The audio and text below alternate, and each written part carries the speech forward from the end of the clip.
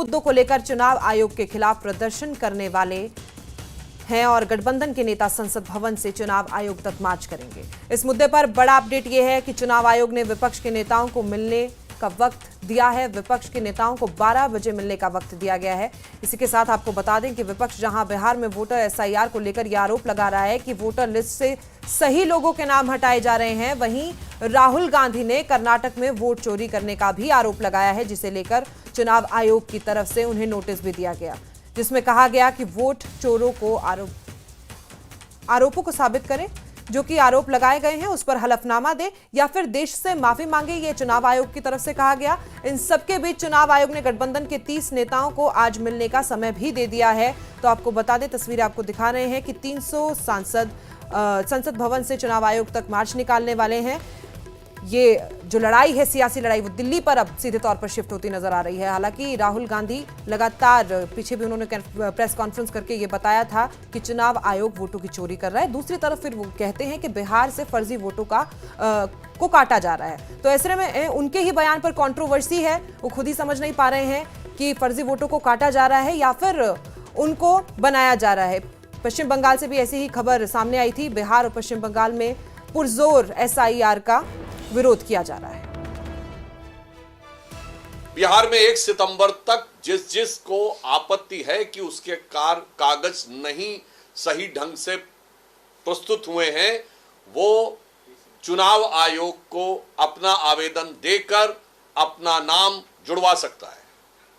आज 10 दिन हो गए। इंडी गठबंधन के कुल बूथ लेवल एजेंट 1,60,000 है।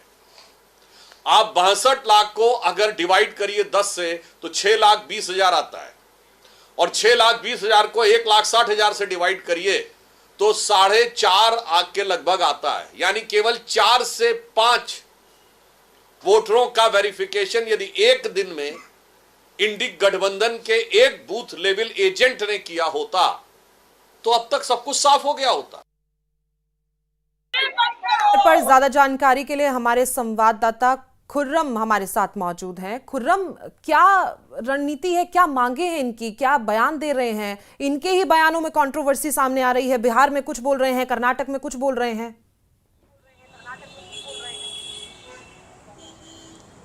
देखिए, सीधे तौर पर अगर देखें तो ये पूरी परसेप्शन की लड़ाई है। आपने देखा होगा कि पहले चौकीदार चोर है और इस तरह की तमाम चीज़ें आई थी, उसके बाद राफेल को लेकर तमाम बातें आई, और अब क्योंकि इलेक्शन कमीशन के खिलाफ एक तरीके से कहना चाहिए कि ये पूरी परसेप्शन की लड़ाई है। केंद्र सरकार को और मरकजी हुकूमत को सीधे तौर पर इसमें घेरने की जो है पूरी कोशिश है। राहुल गांधी इससे पहले भी इस तरह के तमाम सवालात उठाते रहे। हरियाणा को लेकर हमने तमाम कवरेज की थी, किस तरीके के सवाल उठे थे, और इस तरह का आरोप लगाया गया था कि बहुत बड़े पैमाने पर ईवीएम में खेल हुआ है। लेकिन अब राहुल गांधी ने जैसे महाराष्ट्र को लेकर सवाल उठाए थे कि महाराष्ट्र में जो है बहुत सारे वोटर्स जो है वो एन असेंबली इलेक्शंस में कैसे बढ़ गए, ये तमाम सवाल राहुल गांधी उठाते आ रहे थे। लेकिन अब राहुल गांधी ने क्योंकि पूरे तौर से एक डेटा दिया है, और डेटा के तहत एक कर्नाटक की सीट पर जिस तरीके से उन्होंने कहा कि 1 लाख वोटर तक जो है वहाँ पर फर्जी है, गड़बड़ है, और ये तमाम जो है इस तरीके से गड़बड़ी की गई है। और साथ ही साथ जो 25 सीटें लोकसभा की हैं उनको लेकर के भी राहुल गांधी ने क्योंकि एक तरीके का बड़ा सवाल खड़ा कर दिया कि ये पूरी सरकार जो है वो चोरी के वोट से बनी है। तो ये एक कहना चाहिए कि परसेप्शन की लड़ाई है, और राहुल गांधी उसको तेजी से आगे बढ़ा रहे हैं। अब उसमें सियासी बयानबाजी, इलेक्शन कमीशन की तरफ से तमाम तरह के नोटिस, ये तमाम चीज़ें हो रही हैं। लेकिन मांग जो है वो सीधे तौर पर ये है कि इलेक्शंस रिफॉर्म को लेकर, चुनाव में अनियमितता जो है उसको लेकर पार्लियामेंट में चर्चा होनी चाहिए। इससे पहले ऑपरेशन सिंदूर और पहलगाम को इसी तरीके से विपक्ष ने उठाया था। अब जब से बिहार में एसआईआर हो रहा था, एसआईआर पर लगातार पार्लियामेंट नहीं चल रही थी, लेकिन उसके बाद राहुल गांधी ने एक बड़ी प्रेस कॉन्फ्रेंस करते हुए ये पूरा बड़ा इशू खड़ा किया है, और उसको लेकर जो है जो तमाम एमपीज हैं विपक्ष के, वो तकरीबन 300 हैं, 250 एमपी लोकसभा से और 50 एमपी राज्यसभा से, वो सभी पार्लियामेंट से कुछ ही देर में इलेक्शन कमिशन की तरफ मार्च करने वाले हैं। उनकी मांग जो है ये है कि इस पूरे मामले की जांच कराई। बता दें कि हमारे संवाददाता ने जो इन्फॉर्मेशन हमें दी है कि बहुत जल्दी वो चुनाव आयोग तक पहुंचेंगे। हालांकि कंट्रोवर्सी उनके बयानों में ही सामने आती है। आगे क्या कुछ होने वाला है, हम आपको उसके बारे में अपडेट